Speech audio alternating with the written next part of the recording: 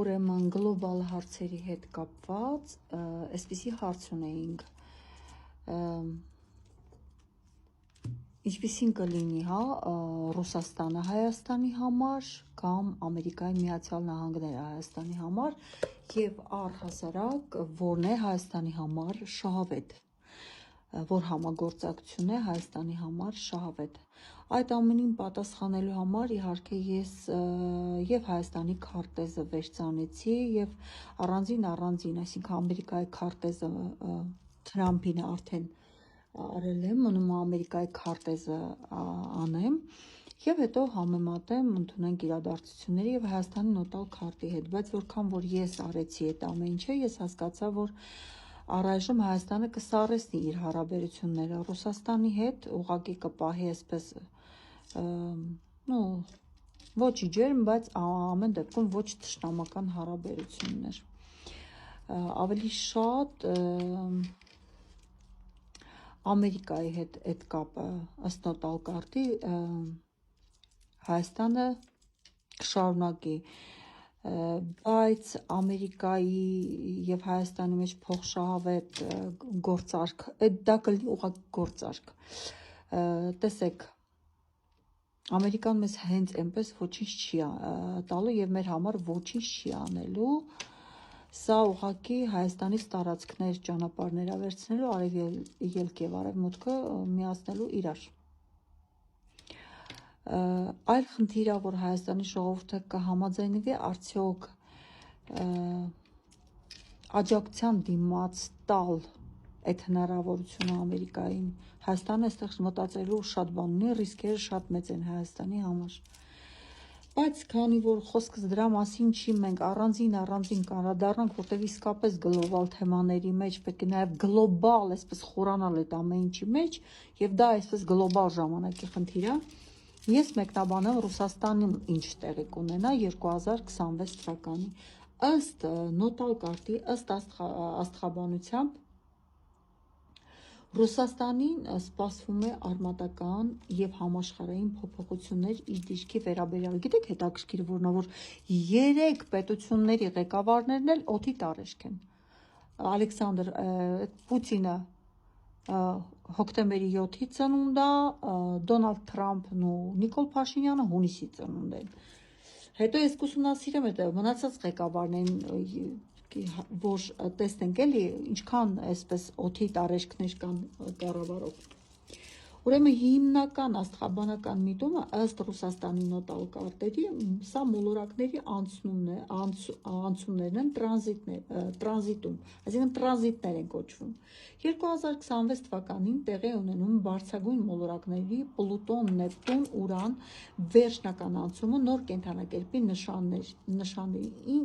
ինչը սիմվոլիզացվում է հին համակարգի փլուզման եւ նորի ձևավորմանը։ Ուրանը երկօրյակներում իդեպ ասեմ, որ ասոցացվում է նաեւ Ռուսաստանի հետ, ազդում է տեղեկատվական դաշտի մեդիայի հաղորդակցության վրա, սա կարող է բերել կրթական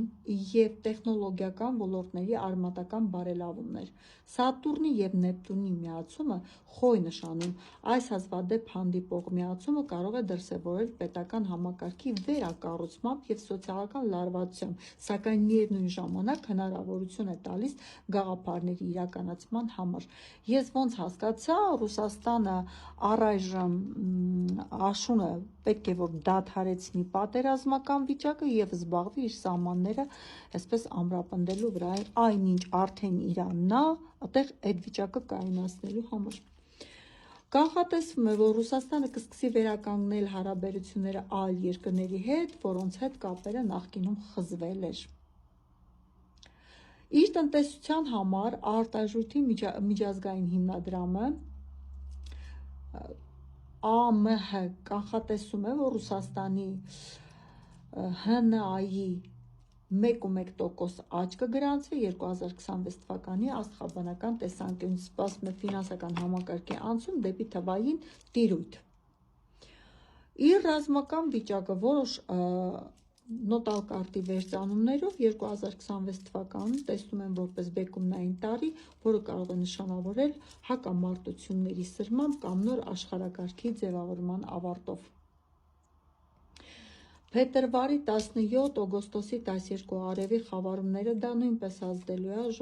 Ռուսաստանի նոտալ կարտի եւ իրավիճակների վրա, նոր սկիզբ եւ գլոբալ փոփոխություններ։ Մարտի 2-ից 3-ը օգոստոսի խավարումը լուսնի, օգոստոսի 27-ից 28-ը լույսի խավարումները, որոնք հաճախ դառնում են շրջադարձի կետերի քաղաքական գործընթացներում, ապրիլի երկրորդ կեսին համարվում է զգայուն շրջան կապված սահմանային լարվածության կամ անվտանգության հետ, կապված միջադեպերի հավանականության հետ։ Հետաքրքիր է, որ Ռուսաստանի համար դեպքերը կրկնվելու են այնպես, ինչպես եղել է 1990 թվականին։ Անկախության հռչակագրի վրա ինչ ազդեցություն ա եղել այդ ժամանակ։ Կարծես թե ստացվում է այնպես, որ մոլորակների դասավորվածությունը հիշեցնում են Ռուսաստանի համար հենց 1990 թվականի իրադարձությունները։ Ուրեմն ժամանակ էլ տեղի ունեցավ ինչ-որ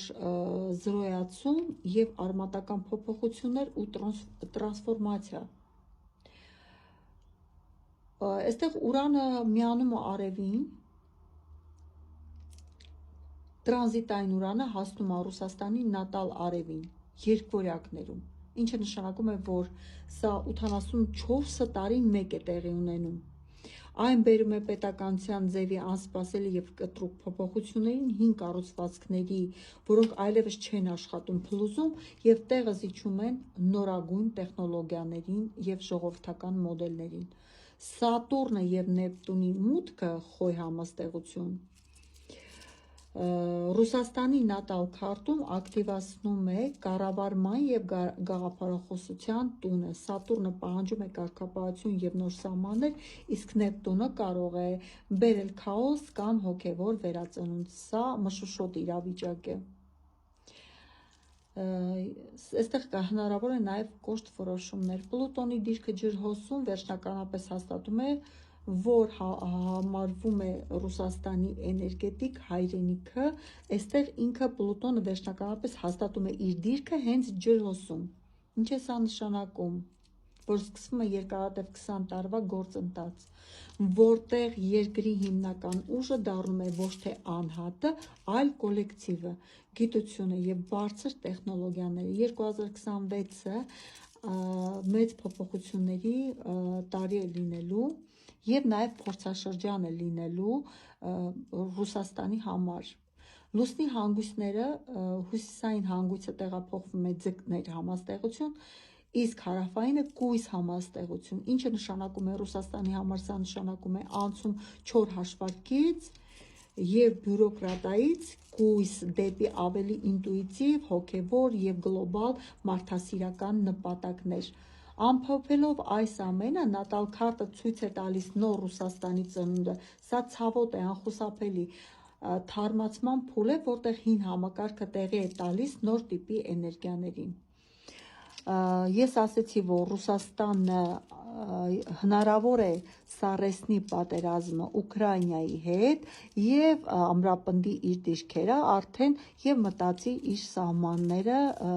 ամրապնդելու, կառուցելու մասին։